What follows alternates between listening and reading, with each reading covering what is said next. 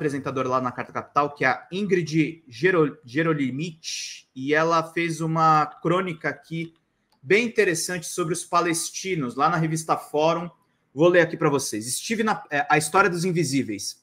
Estive na Palestina em janeiro de 2020 e fiquei em campos de refugiados de pessoas que foram forçadas a abandonar as suas casas com a ocupação israelense, que deixou mais de 750 mil palestinos refugiados e 15 mil mortos naquela época. A Ingrid é socióloga, tá, gente? Vamos ler juntos aqui esse texto. Todo ato de violência deve ser capaz de gerar em nós um sentimento de consternação. Caso contrário, há um indicativo que estamos perdendo a nossa humanidade e, portanto, caminhando rumo à barbárie. Lamento e repudio veementemente os ataques e os assassinatos brutais de civis israelenses pelo Hamas, um grupo que não representa o conjunto da população palestina. E, na mesma proporção, eu lamento e repudio o que está acontecendo com os civis palestinos que estão sendo sistematicamente atacados e mortos, pois uma indignação seletiva não é uma indignação. É fantasia de onipotência narcísica que não dá conta do reconhecimento da dor e do direito do existir do outro.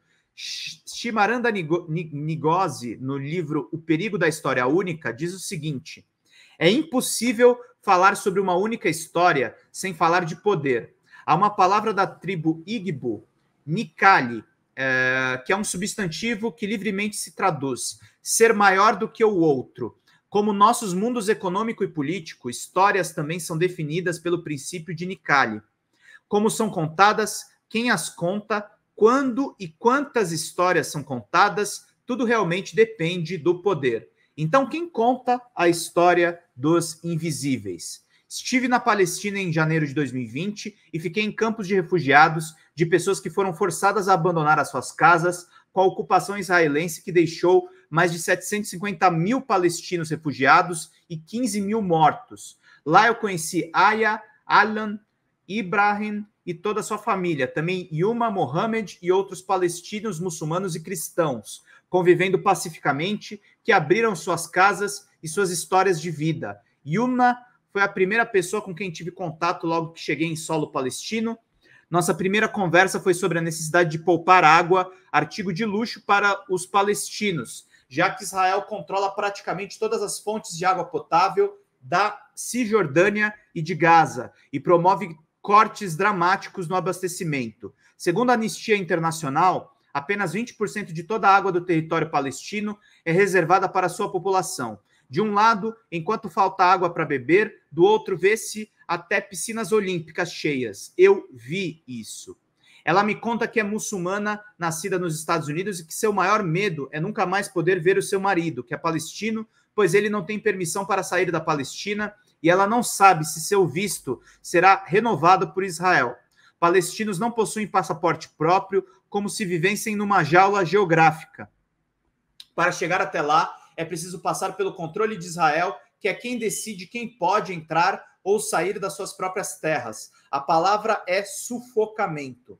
A Palestina possui hoje apenas 10% do seu território original e a cada ano novos assentamentos israelenses são construídos. Só no campo de refugiados de Jenin, perto da capital Ramallah, há cerca de 14 mil pessoas vivendo em menos de meio quilômetro quadrado.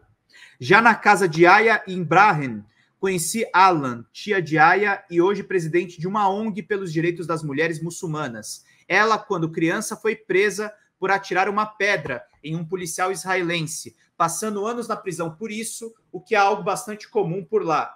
Crianças presas, em sua maioria, pela suspeita de atirar pedras na polícia, ato que pode levá-la a 20 anos de cadeia. Segundo a organização Defense for Children International, o DCI, anualmente, entre 500 e 700 crianças da Cisjordânia são presas e julgadas por tribunais militares israelenses e são inúmeras as denúncias de tortura física e psicológica, até de execuções.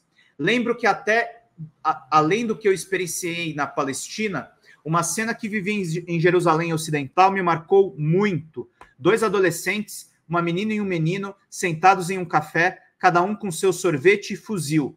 Eram jovens militares, Israel está repleto deles, em todos os lugares por onde olhava, via meninas e meninos carregando livros, mochilas, sacolas de compras, celulares e sempre um fuzil. Me entristece saber que esses jovens devem viver em constante estado de tensão e medo. Me entristece pensar que esses jovens devem viver em constante estado de tensão, de medo, sem nunca poder desfrutar da paz. Me entristece atestar que o ódio é um projeto político, pois não se nasce odiando. Se ensina a odiar. E a quem interessa propagar ódio, a guerra e a desumanização. Não ao Ibrahim, Yuna, Arlan, nem aos jovens e crianças judeus com seus sorvetes e fuzis, muito menos às crianças e jovens palestinos. Quem lucra com o ódio e a guerra são os senhores do poder, os Nikali, como bem lembrou o Chimamanda, os mesmos que contam a história do mundo que divide, desumaniza e torna inimigos pessoas que nunca se conheceram. Contar, portanto, a história dos invisíveis é a possibilidade de escrever um outro final, meus queridos e minhas queridas. Excelente crônica da Ingrid, e estamos trazendo aí informações bacanas para vocês.